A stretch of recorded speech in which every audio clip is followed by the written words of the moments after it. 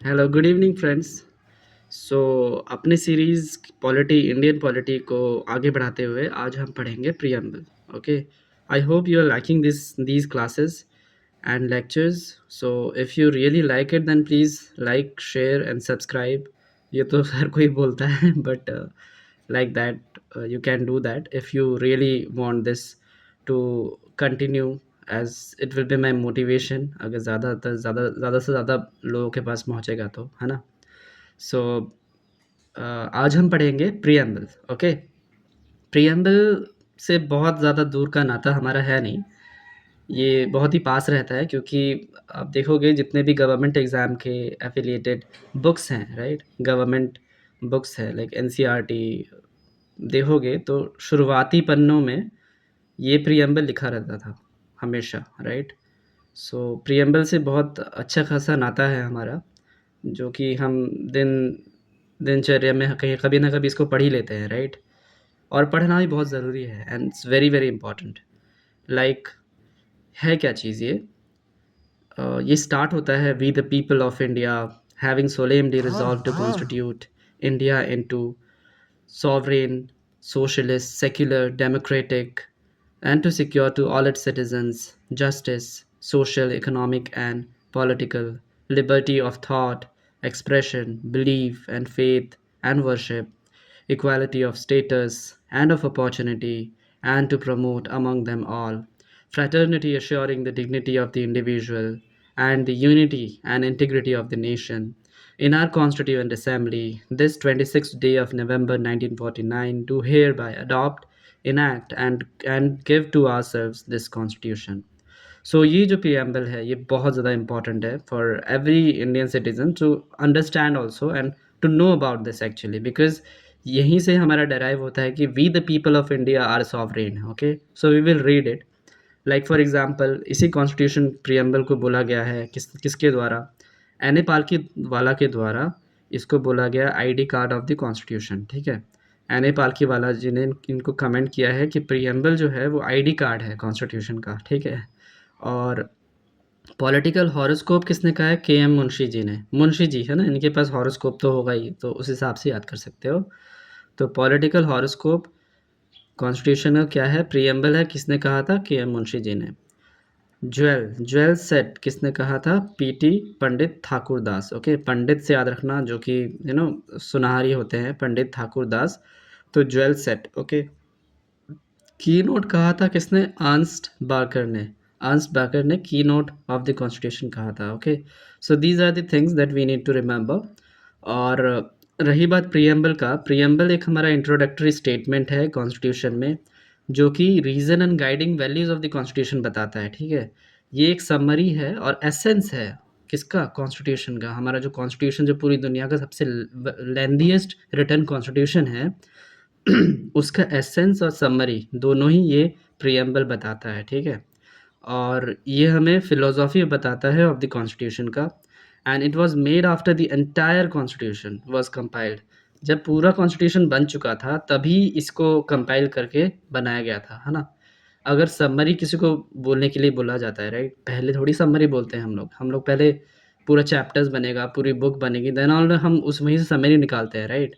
So similarly ये preamble भी जब कॉन्स्टिट्यूशन बन चुका था उसके बाद इसका निकला था। एंड ज़्यादातर बच्चे बहुत ज़्यादा कंफ्यूज करते हैं कि ऑब्जेक्टिव रिजोल्यूशन ही प्रीएम्बल है हमारा, बट एक्चुअली नहीं है। ऑब्जेक्टिव रिजोल्यूशन जो है वो जवाहरलाल नेहरू के द्वारा प्रेजेंट किया गया था कॉन्स्टिट्यूंट असेंबली में। कब किया था प्रेजेंट? 13 दिसंबर 1946, और अडॉप्ट हुआ था जनवरी 22 1947।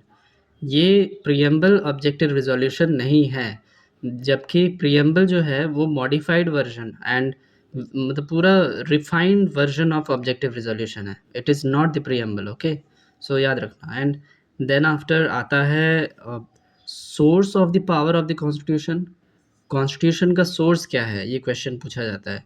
तो जो कॉन्स्टिट्यूशन का सोर्स है, सोर्स ऑफ पावर है, वो है we the people of India. So we the people of India is the sovereign. अगर क्वेश्चन भी आता है तो सॉवरेन कौन है इंडिया में, तो it is we the people of India, whole citizens of the people of India, right? So we the people of India is the source of power of constitution. ठीक है, याद रखना। यही शो करता है कि कि कॉन्स्टिट्यूशन जो है drawn up and enacted by the people through their representatives, उनके रिप्रेजेंटेटिव्स थे, ठीक है, पीपल के द्वारा इनैक्टेड हुआ है constitution, and not handed down to them by the king, king के द्वारा हैंड हैंड नहीं हुआ है, और एनी आउटसाइड पावर्स, जबकि पीपल ने ही इस कॉन्स्टिट्यूशन को बनाया है through their representatives. Okay, so we the people of India is the sovereign. Okay, now comes nature. Nature of the constitution क्या है? नेचर जो है ये है आपका sovereign, socialist, secular, democratic, Republic. Okay, तो पहले जब था, पहले ये सोशलिस्ट और सेक्युलर नहीं था, सॉवरेन, डेमोक्रेटिक एंड रिपब्लिक था। फिर लेकिन क्या हुआ, 42nd कॉन्स्टिट्यूशनल अमेंडमेंट एक्ट जो कि मिनी कॉन्स्टिट्यूशन है, उसके तहत ये सोशलिस्ट और सेक्युलर वर्ड ऐड किए गए, ठीक है। अदरवाइज पहले सॉवरेन, डेमोक्रेटिक एंड रिपब्लिक था, फिर बाद में जाके 42nd के बाद सोशलिस्ट एंड सेक्युलर ऐड किया गया, और एक चीज़ ऐड किया था, let me know in the comment section, and to secure to all its citizen. So this is the nature of the constitution. Okay, so हम नेचर को एक एक करके पढ़ते हैं, लाइक एक्चुअली में नेचर है क्या क्या, right? So let us study.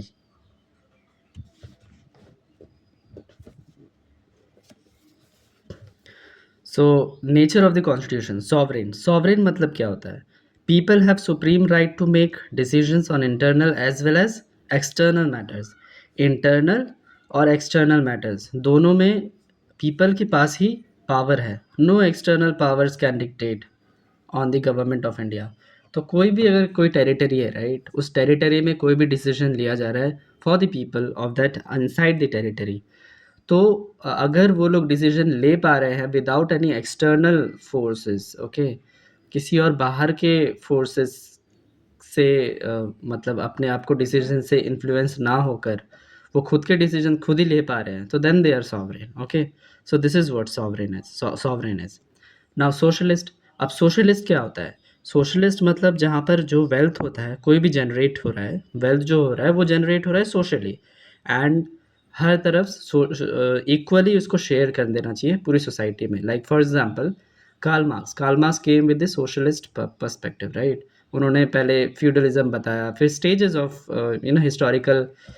Historical imperialism बोलते हैं उसे, तो हिस्टोरिकल उन्होंने बताया चीज़ की, पहले फ्यूडलिज्म था, फिर उसके बाद धीरे धीरे बढ़ते बढ़ते ये चीज़ हुआ, and then after last stage में कैपिटलिज्म आया, फिर कैपिटलिज्म के बाद फिर सोशलिज्म आया, फिर उसके बाद कम्युनिज्म आया, राइट।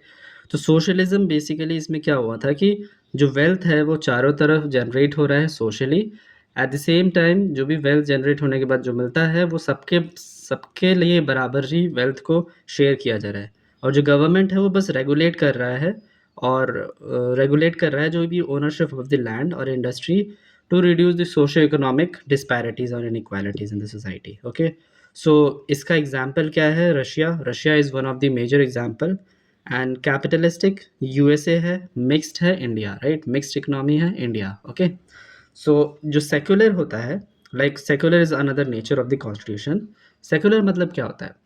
अगर if I compare secularism, basically India का थोड़ा सा अलग है, टी एन मदान जी ने इनको अच्छे से समझाया है अपने आर्टिकल में। So secularism of the USA और other western countries and secularism of India is too quite quite different. Other western countries में सेकुलरिज्म जो कंसेप्ट है उसमें क्या है कि पॉलिटिक्स और रिलीजन दोनों ही बिल्कुल सेपरेट हैं, right. There is no interference of any political executive और any one in the religion aspects. Okay, कोई भी इंटरफेरेंस नहीं करता है, वो लोग बिल्कुल सेपरेट हैं। That is the actual meaning of secularism. But Indian secularism क्या होता है, इसमें इंटरफेरेंस है। Okay, citizens have complete freedom to follow their own religion. No religion मतलब कोई भी रिलीजन को प्रमोट नहीं किया जाएगा, ठीक है, ऑफिशियली, ठीक है। गवर्नमेंट क्या करता है, ट्रीट करता है सारे रिलीजन को इक्वली, ठीक है, उनके बिलीव्स एंड प्रैक्टिसेस को इक्वली और इम्पार्शियली ट्रीट करेगा, और इंटरफेरेंस करेगा अगर ज़रूरत पड़ेगा तो फिर सेकुलरिज्म जो है अपने इंडिया का फॉलो करता है पॉजिटिव कंसेप्ट, ठीक है। Involvement of the state is there, ठीक है, in the religious matters also, ठीक है, if there is a conflict. So in order to unite करने के लिए लोगों को ये चीज़ किया गया है, सेकुलर स्टेट के द्वारा रेगुलेट किया जाता है, right. So this is what secularism in India. Okay, it's the nature of it. Now comes democratic. Okay, democratic क्या होता है? हम पढ़ते हैं ना, government of the people, by the people and for the people, है ना? हमारे किसने कहा था? Let me know in the comment section. So this is what democratic is. So democratic क्या होता है? जहाँ पर government functions according to the set of constitutional rules and principles. ठीक है. फिर आता है नेचर ऑफ इसमें कॉन्स्टिट्यूशन में रिपब्लिक. ओके, रिपब्लिक जो है वो सिस्टम है जहाँ पर गवर्नमेंट इन विच जो हेड ऑफ द स्टेट वो इलेक्ट होता है by the people, not based on hereditary successions. ठीक है. मतलब फिर पापा हुआ, फिर उसका बेटा हुआ, फिर ऐसे कर करके ये रिपब्लिक नहीं होता है, राइट? वो पीपल के द्वारा इलेक्ट होता है. ठीक है. That is the head of the state जो है पीपल के द्वारा इलेक्ट होता है. That is Republic government. Okay. So these were the nature of constitution. So this is for this today's class. We will start with the next class, okay, with having objectives of the constitution. Okay, thank you.